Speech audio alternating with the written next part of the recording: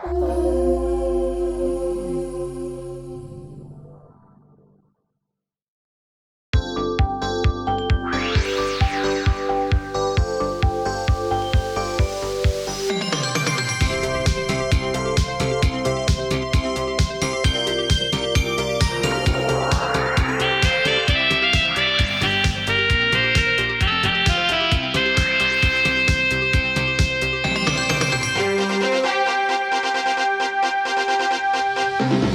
there, wake up. It's Means Morning News. Just after 11 a.m. on the East Coast here in Washington, D.C., and this is that source for anti-capitalist news and analysis. And I'm that host, Sam Sachs. Good morning to everyone. We are so back after a 2-week break. The news is on autopilot these days, so we didn't miss much. Hollywood is still on strike. The former president got indicted again. Climate catastrophe is accelerating, with the devastating wildfires now sweeping across the Hawaiian island of Maui. And in the world of politics, people still just can't fucking stand Ron DeSantis. Yeah, we'll be back to our regular programming for tomorrow's show, but today we've got a special show with a special guest.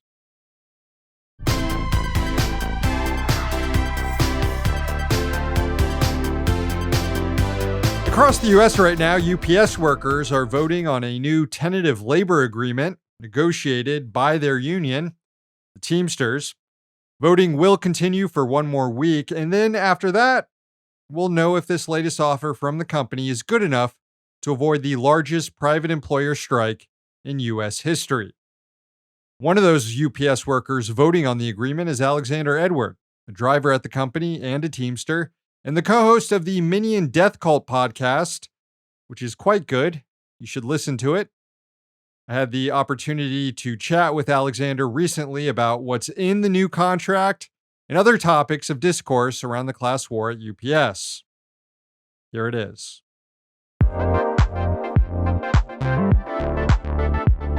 Alexander, welcome to the show. Hey, thanks, Sam. Thanks so much for having me. Big fan of Means TV, years-long subscriber at this point. Proud of supporting the only worker-owned media outlet. Thank you so much. Glad to have you on just to fluff us up there. Appreciate it. So, voting is underway right now on this tentative agreement that was agreed to between the UPS and the union leadership, the bargaining committee. And voting is going to continue for most of this month. We've seen the union refer to this contract as historic. And for a lot of reasons, it is a significant improvement on prior contracts. But Alexander, I've heard you say on your show and on other shows that you are going to be voting no on this. So I think that's probably a good place to start. Where do you see that this contract falls short?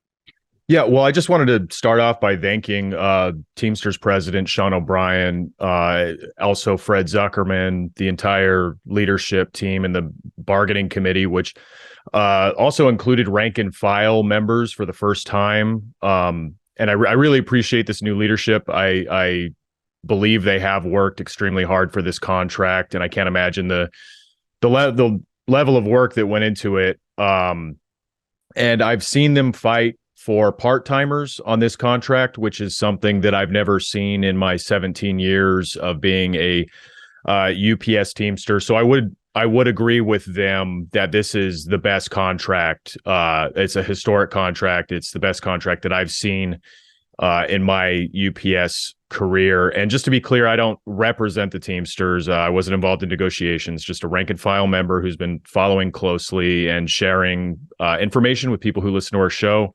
And you can visit tdu.org, which is Teamsters for a Democratic Union, for a full breakdown of this contract with examples of what part-time employees would make under this contract, full-time employees, pension contributions, et cetera. And you can also visit youtube.com/Minion Death Cult, where we've talked through parts of it. I want to thank the public for their support of this of Teamsters and of this negotiation process.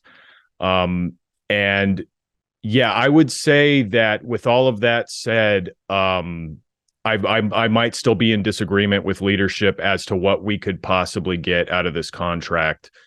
I watched the webinar with Sean O'Brien and Zuckerman and leadership from 804 local 804 in New York, whom I greatly respect. One of the more radical Teamsters locals. I look up to those guys a lot, and they wholeheartedly endorsed this tentative agreement and kind of claimed definitively that it was the best agreement that we could possibly get at this moment in time. I'm inclined to believe them. I don't think it's a question of integrity at all. I'm inclined to believe that those are their true feelings.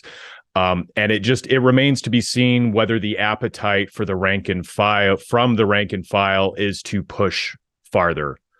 And that's what it all comes down to. It comes down to whether there is more gas in the tank, whether there is more of a hunger for this fight. Part-timers got a really good pay bump in this contract.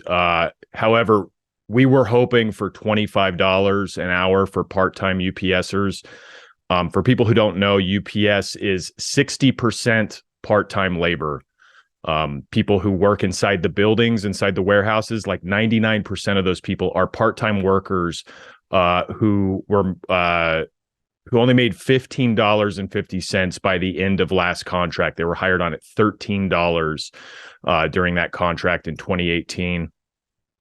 So just extremely low pay, borderline poverty pay for 60% of the employees who are creating this vast amounts of wealth for a $1 billion company. And I think we can get more out of this company for those folks. I think even the drivers who are already well compensated, still, like myself, that's my position as a UPS driver. We worked through 2.5 years of quarantine and pandemic, delivering vaccines, delivering food to people's homes. I personally delivered boxes and boxes of vaccines to hospitals every day before I was even eligible to receive them. And UPS, of course, made record profits off of all that labor.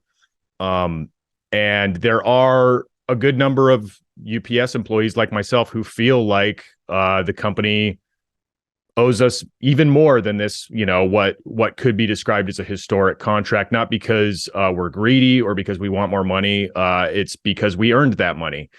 And I think this whole exercise in negotiation has been really illuminating for a lot of people on what you can get by flexing your labor power and what you can get by refusing to accept a bad deal, which is our, credit to our leadership. They did walk away from 2 or 3 bad deals, and they walked away from a bad deal for part-timers alone.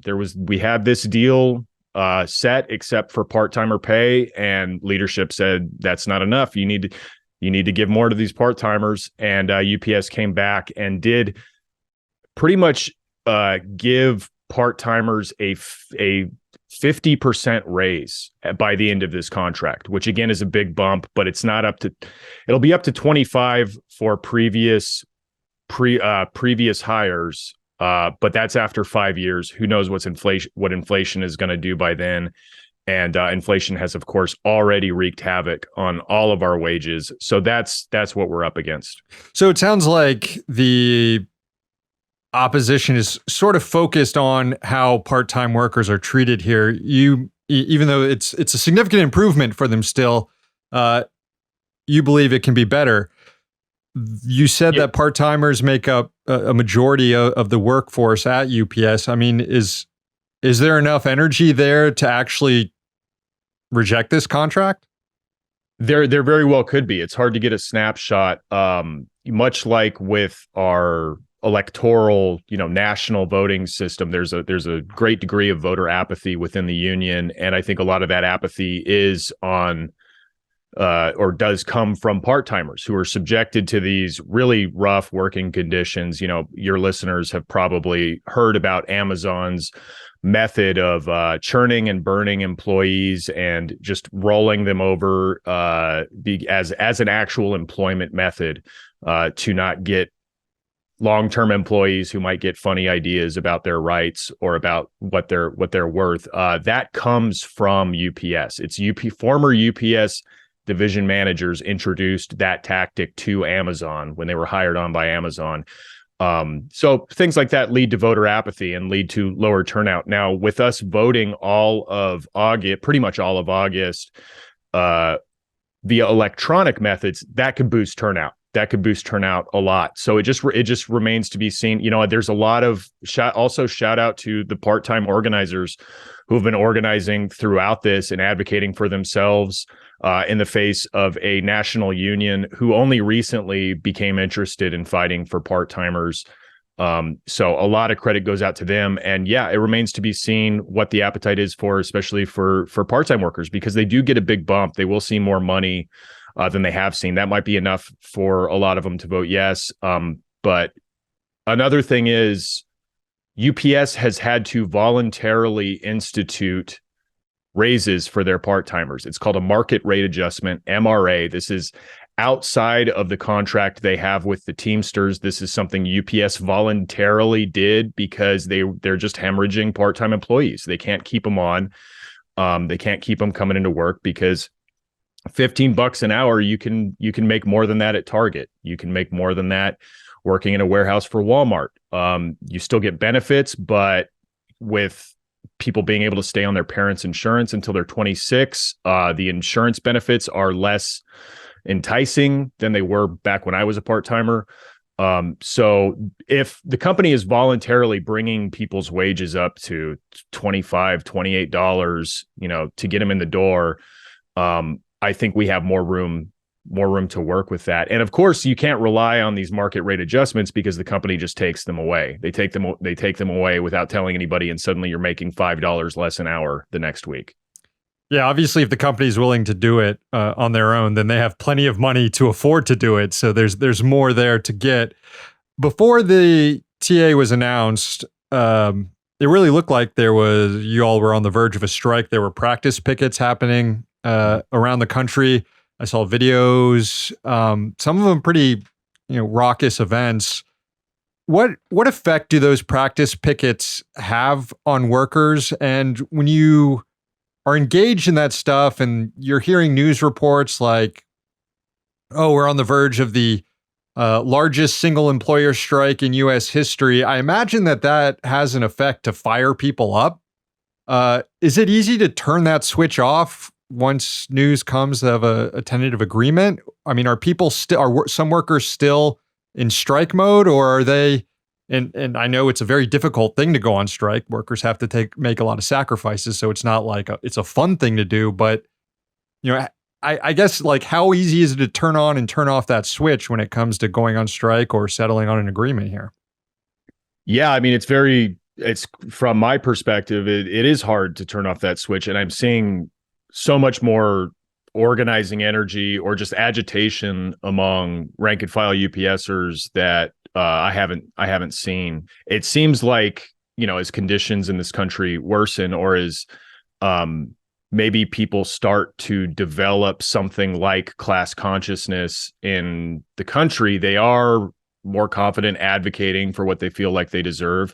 They are more confident in taking a combative stance with the company. I think O'Brien's leadership reflects that appetite itself. He's a combative, from everything I've seen, he's a combative adversary of the company. He didn't really hide any of his feelings about the company, and a lot of people, including myself, found that extremely refreshing, and it's effective. And it's remains to be seen whether this agitation could be put towards a productive force, because if you have leadership rallying behind this tentative agreement, which of course they are, they're staking their reputations on it, right? So it's obvious that they would be pushing it. With that sort of absence of leadership towards a strike, it remains to be seen, like, how a strike could be most effectively deployed at this point. If this contract is voted down, it's going to be a test for O'Brien. And as much as I like the guy, I'm really interested to see how he reacts to a no vote, whether he takes it personally or whether he picks up the mantle and listens to the rank and file that we need to get more out of this tentative agreement. And if we vote it down, I don't think that triggers a strike automatically, but it will be interesting because we'll be working with an extension of the previous contract, which is something we didn't intend to do going into these negotiations. You never want to kick the can down the road. You never want to let the company know you're not willing to strike or you're willing to delay striking. Although I am sympathetic to the argument of let's let the company do the right thing without a strike, because as you mentioned, a strike is incredibly disruptive to workers' lives. It's incredibly disruptive to our customers' lives. We have relationships with our customers that we treasure, that we cherish. Everybody on my route, I love almost everybody on my route, and I don't want to see them left in the left in the lurch for nothing. Which of course it wouldn't be for nothing, but you have to obviously weigh the pros and cons with this. So with us working with a continuation of the previous contract, is there ever going to be a point where a strike is called? It's really it's nebulous. It's an interesting time. Well, it remains to be seen what happens here. We'll know in a few weeks what rank and file members choose to do. But we have seen in other labor strikes, tentative agreements be voted down by rank and file members. I think John Deere workers did it twice a few years ago during their negotiations. I saw that. You guys did it, have done it. Longshoremen in Canada just did it. Workers in Canada just did it over the weekend, which has fueled this idea over the last few years that that workers are radicalizing faster than union leadership. Based on what I hear you saying, you don't think that dynamic necessarily exists at UPS because we have Sean O'Brien, who's a new president, who was elected out of this sort of fervor that's been coming up from workers, right? As a change of direction in the union. But yeah, it sounds like you don't think that dynamic necessarily exists at the Teamsters, where leadership is necessarily behind the radicalization of workers. Yeah, the vote will determine that. Honestly, I know that's like a cop-out answer, but yeah, I don't know, because Sean O'Brien is president because of decades-long reform efforts within the union, from more radical, more democratic organizations within the union, like Teamsters for a Democratic Union, like Teamsters United. I believe Sean O'Brien was a Teamsters United endorsed candidate, or at least affiliated, but that's also an affiliation with the TDU, who is themselves touting this contract. So I look to other leaders within the reform movement within the Teamsters who all seem fairly pleased with this contract. And I'm as much experience as I have with the company, I'm still willing to defer to these leaders from decades and decades ago who were on the line in 1997 during the strike, saw and have seen how negotiations have taken place over the previous contracts in the previous decades with Hoffa Jr., who have described a complete overhaul of the leadership position and of the negotiating position. Throughout this process, there's been more transparency and more democratic participation in this process, with surveys about our priorities, our personal rank and file negotiating priorities. So he is going off of rank and file energy. That's how I look at it. And there could have been a miscalculation as to how much energy the rank and file actually had. And again, that's going to be borne out by the vote. And yeah, to your other point, we voted down our contract twice in 2018 under Hoffa Jr. And because of the Teamsters Constitution at the time allowed leadership to overrule our vote. So they forced in this contract, which created a second tier, lower paid driving job. It was actually Hoffa Jr.'s idea, I've found out in the last few years, which is crazy to me. And that was one of the biggest bone of contention with that contract, and it got forced through anyway. So the energy was there back in 2018 to face down leadership and face down the company. And yeah, it just remains to be seen. The energy is still there for sure, but it just remains to be seen if leadership has met the moment or not. Well, I'm not in the union or anything, but I will say Sean O'Brien got some points in my book when he was able to trigger Senator Markwayne Mullin and make him so mad that Mullin became one of those posters who tried to take it offline and start a real fight with O'Brien after several tweets. And you don't see that sort of, I guess, adversarial nature to the degree that you'd like to see it from a lot of union leadership, but you are seeing it from O'Brien. It's fun. It's infectious. It's, and it's reflective of how we feel. I met him last year when we were doing the run up to these negotiations, and I was just like, man, I love what you're saying. I love the rhetoric. And he kind of leans in and he goes, it ain't that fucking odd, is it?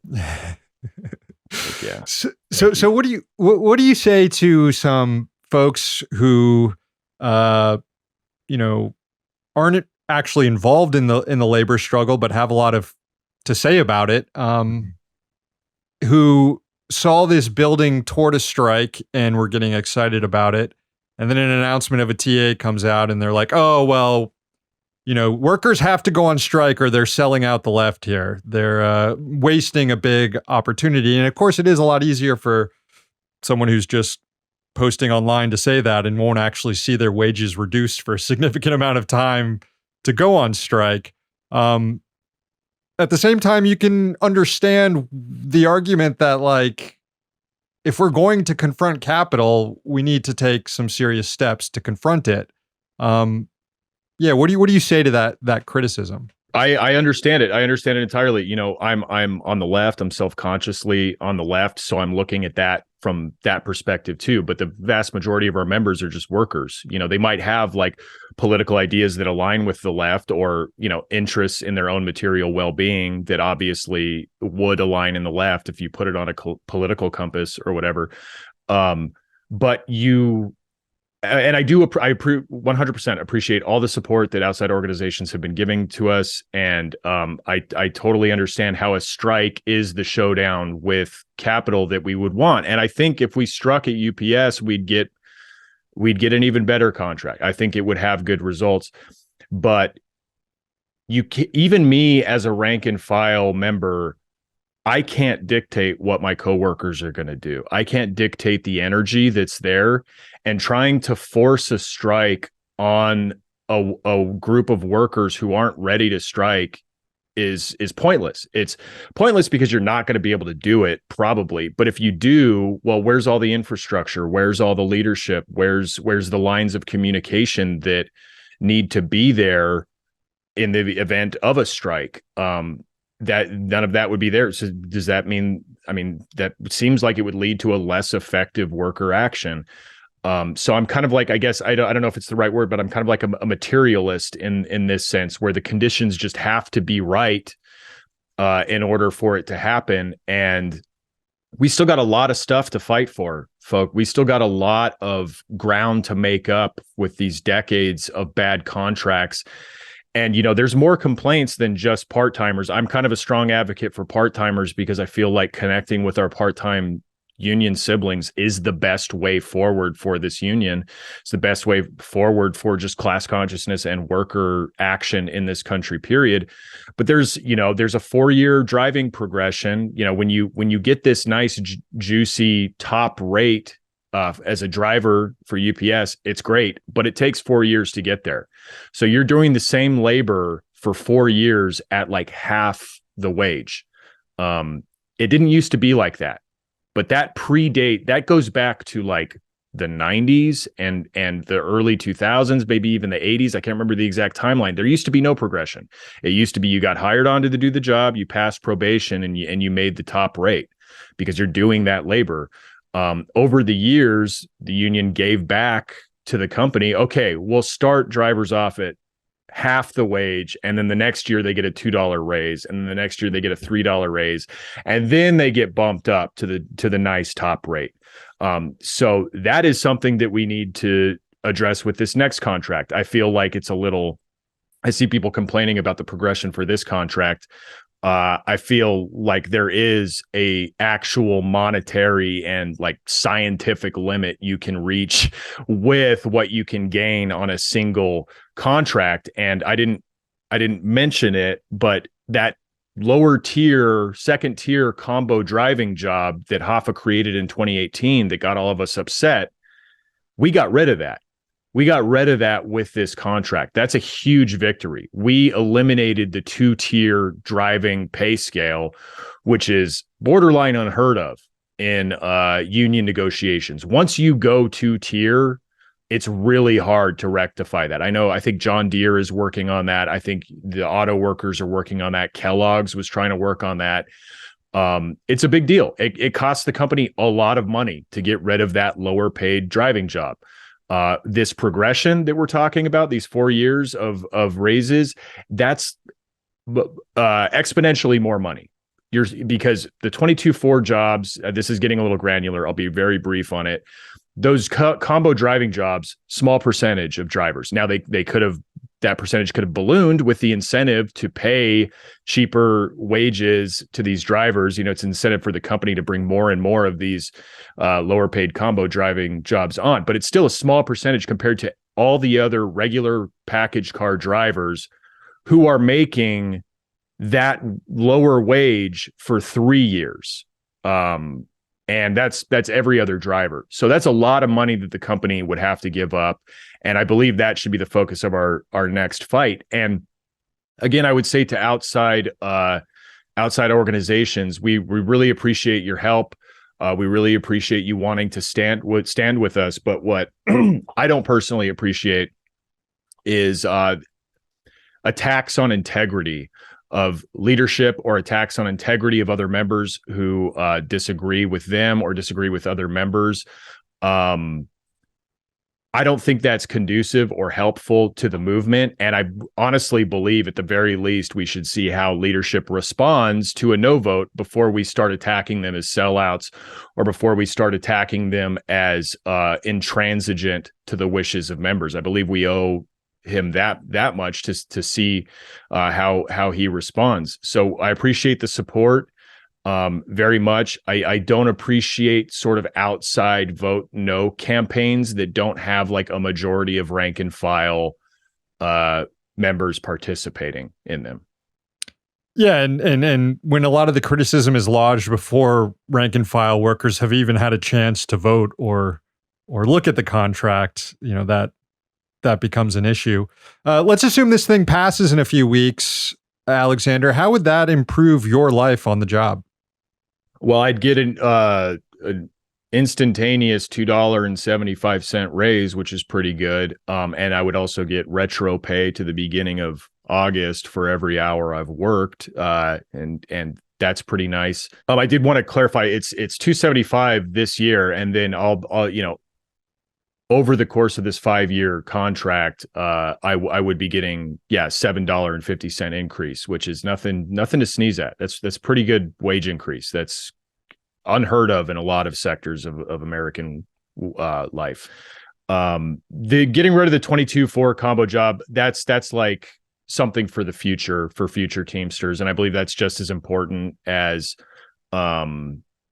personal monetary gains. The working in this job, working for this or working as a union member have afforded me a class of life that I never would have achieved otherwise. Even going to school for what I was looking into, I'd be probably making like 25% of what I make now. I have a house, I have a stable income, I have healthcare, I have a pension, all that is fantastic, but we also need to be looking out for the next generation of workers and ensuring that they still have access to this quality of life, which I think we did by getting rid of that 22-4 combo driving job. I get a new paid holiday out of this. We get Martin Luther King Jr. paid off, which is great. Drivers have protection against forced sixth day punches. So we can't be forced in on a Saturday if that's not our regular schedule, which I know a lot of members were suffering through working 6 days a week, every week, even though they're just a Monday through Friday employee at the risk of discipline or termination. There's good stuff for part-timers in here too. And, these part-timers, I wasn't joking around when I said they're the workers inside the building. They're the ones who load my truck every day. It's how a part-timer's day is going. affects how my day is going to go. It affects how my day looks. And I feel like raising this wage up to $21 an hour immediately in 2023 is a very good start. That's a very good start towards retaining employees and allowing preload some stability, some financial stability, to have some skin in the game and stick with the company and work with their coworkers, maybe able to, keep their heads up, hold their heads a little higher now that they make a little more money, and moving forward, I think the biggest challenge for us as a union is bridging the divide between full-time and part-time and having these really productive conversations that I've seen happen throughout these negotiations, and having part-timers stand up to the usual dismissive or classist language that just exists in ambient America by virtue of, the kind of country we are. And I'm happy to fight alongside them. And I think that I'm really optimistic for the way things are going in this union right now. And then there's the whole thing with air conditioning too, right? Yeah, the air conditioning thing is interesting. Heat has been a huge issue for us as drivers. I actually transferred 2 states away, so I didn't have to work in Southern California, 110-degree weather inside of a metal box where you'll literally burn your forearms on the metal shelves as you're trying to pull packages off. It gets to be like 140, 160 in the back of those ovens. So we had to do something. And AC is kind of the obvious. It's kind of like the technology we have right now, just air conditioning. We reached an agreement that UPS will install it's not remove the AC.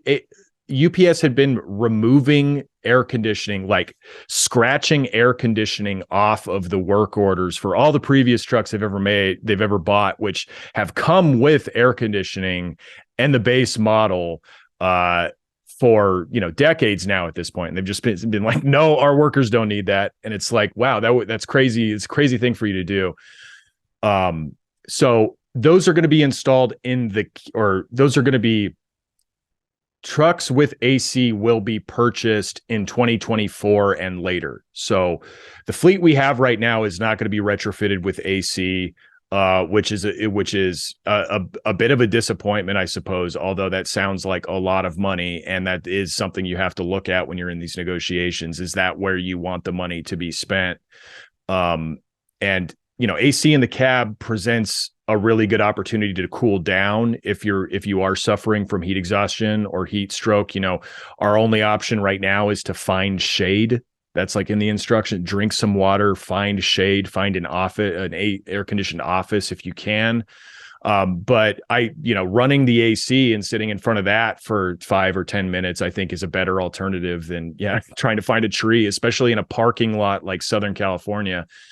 But we need something stronger going forward, obviously. And, there's also going to be heat induction vents.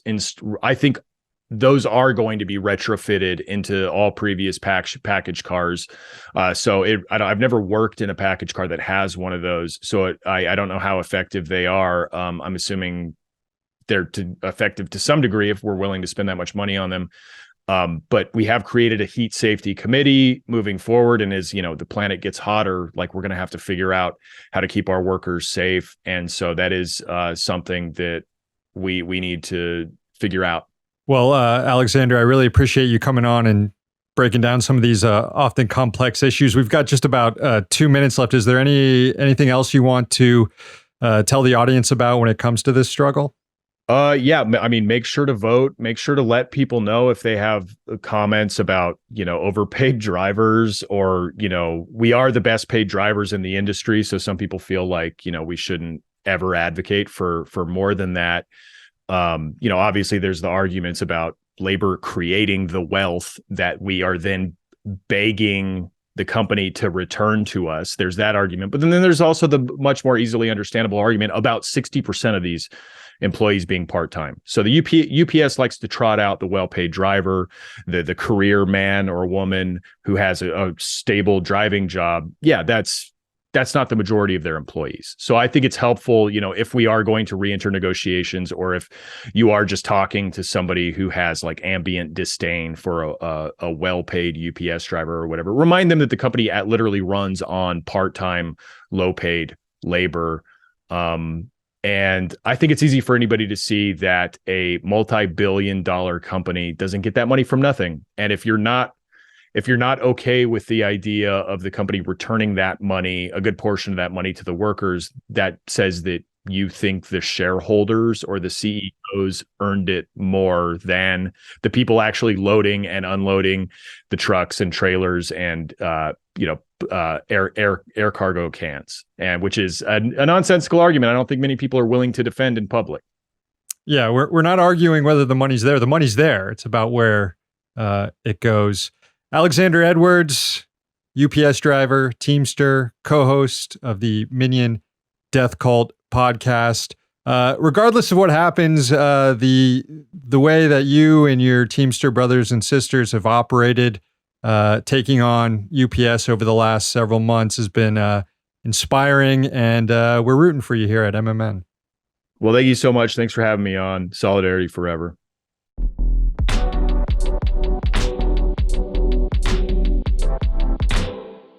Thanks again to Alexander for that interview. All right, friends, the show ends this morning with a sunrise all the way from Germany. It was sent in by Kevin in Hamburg. Enjoy.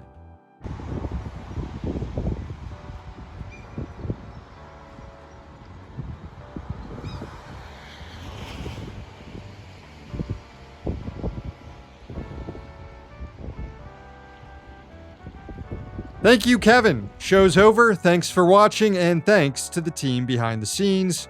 Please sign up for Means TV if you haven't yet. There's a 7-day free trial going on right now. Also, subscribe to our YouTube and podcast channels.